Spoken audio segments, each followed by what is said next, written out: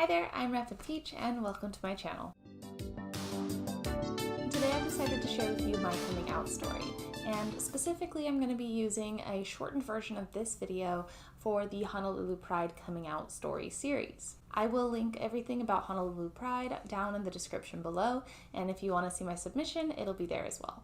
The goal of these coming out videos is to provide some context for National Coming Out Day, which is October 11th, which I'm very excited about. Coming out can be an extremely rewarding and freeing experience, and it's always best to live your truth and your life the way that you want to be living it. I've come out a couple of times in my life. The first time I came out was when I was 14 years old in 2009, and the second time was when I was 24 years old in 2019.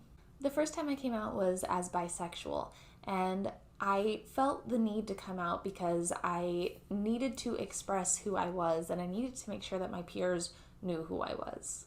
At the time, I'd also developed my first real crush on a girl, and the way I wanted to tell her that I had a crush on her was by coming out.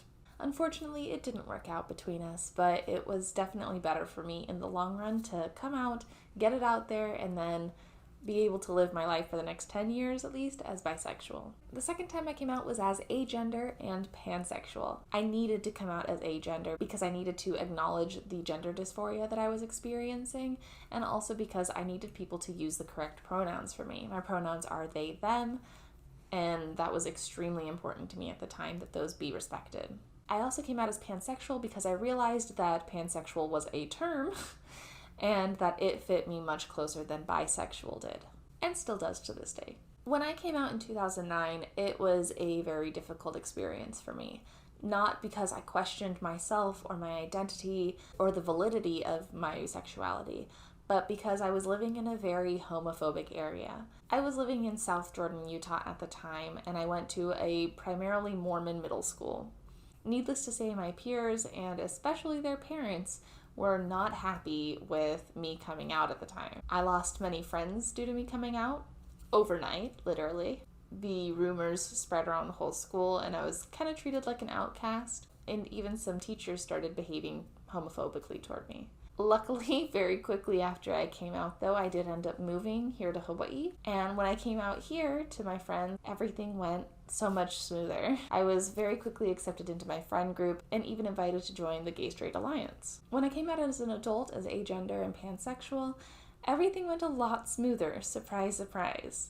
My husband was extremely accepting of both my gender identity and my sexuality, and other people in my life, family and friends, although they needed some clarification on what the terms meant, generally didn't have any problems with me coming out. Thank goodness. Coming out changed a lot for me, both for how I felt about myself and how I felt in the community. I felt an overwhelming sense of pride at coming out both times. It was and is so special to me that I am able to express myself freely and openly every single day. And being part of this community has only been extremely brilliant. I have a following online where I talk about LGBT topics all the time. I've been able to make a lot of queer friends throughout my life, and I've been able to help a lot of people come to terms with who they are, or at least learn more about things so that they can be more accepting of the people in their lives. My favorite thing about being part of the LGBTQ plus community, honestly, are the memes. Hello, Leon. I think the sense of humor that we have in our community is just so special, and it is always fun for me to see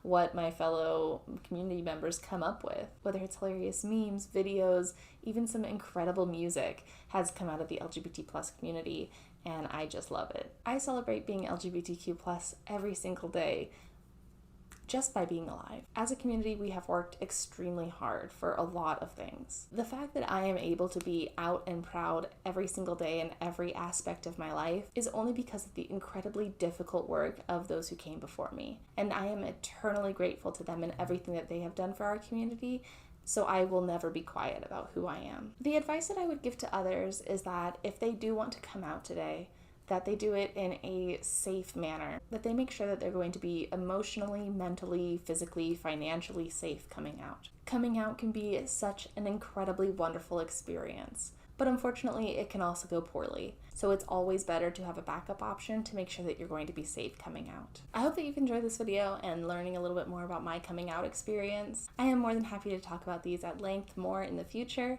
I totally encourage you to search the hashtag comingoutforhonolulupride and checking out the Hawaii LGBT Legacy Foundation as well as Shaka and Shine Honolulu Pride. If you are planning on coming out this National Coming Out Day, I do have a playlist of videos to help you come out. Please feel free to check those out and use them to your heart's content. Also, don't forget to like and subscribe if you enjoyed the video or found it useful at all, and leave a comment below talking about your coming out experience.